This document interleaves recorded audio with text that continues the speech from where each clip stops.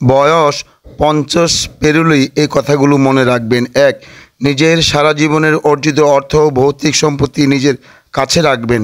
অত্যাধিক আবেগপ্রবণ হয়ে কারুর নামে করে দেওয়ার কথা ভুলেও করবেন না। নিজের সন্তানদের এই কথার উপর ভরসা করে থাকবেন না যে বৃদ্ধাকালে তারা আপনার সেবা করবে, কারণ সময় বদলানোর সাথে সাথে তাদের প্রাথমিকতাও বদলে যাবে এবং কখনো কারো তারা চাইলেও আপনার জন্য কিছু করতে পারে না। শুধুমাত্র সেই সমস্ত মানুষদেরকে নিজের বন্ধু সার্কেলে রাখবেন যাদের সঙ্গ আপনার জীবনকে প্রসন্ন করে তোলে, অর্থাৎ যারা আপনাকে সত্যিই ভালোবাসে।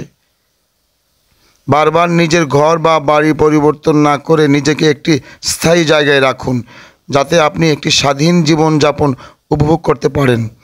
বছরে অন্তত একবার হলেও নিজের জীবন সাথীকে নিয়ে কোথাও বেরিয়ে আসেন, এতে আপনার বেঁচে থাকার দৃষ্টিভঙ্গি বদলাবে।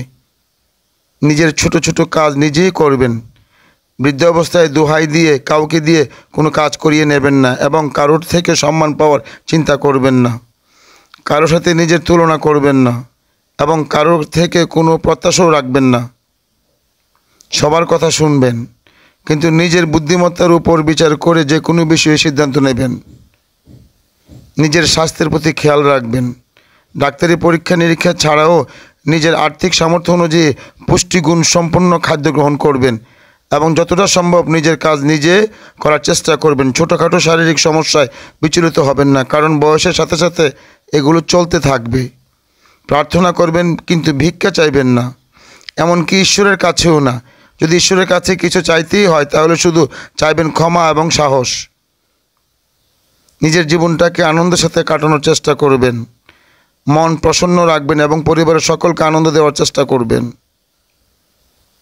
যে কোনো খারাপ পরিস্থিতিতে ভেঙে না পড়ে তার সমাধান খোঁজার চেষ্টা করবেন এবং মানসিক চাপমুক্তভাবে জীবন কাটাবেন।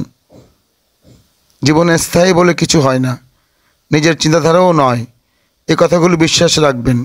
14, নিজের সামাজিক দায়িত্বগুলি রিটায়ারমেন্ট এর মধ্যে পূরণ করবেন। মনে রাখবেন, যতক্ষণ না আপনি নিজের জন্য বাঁচা শুরু করছেন, নিজের সন্তানদের কোনো বিষয়ে নাক গলাবেন না। তাদেরকে তাদের মতো বাঁচতে দিন এবং আপনি আপনার মতো করে বাঁচুন।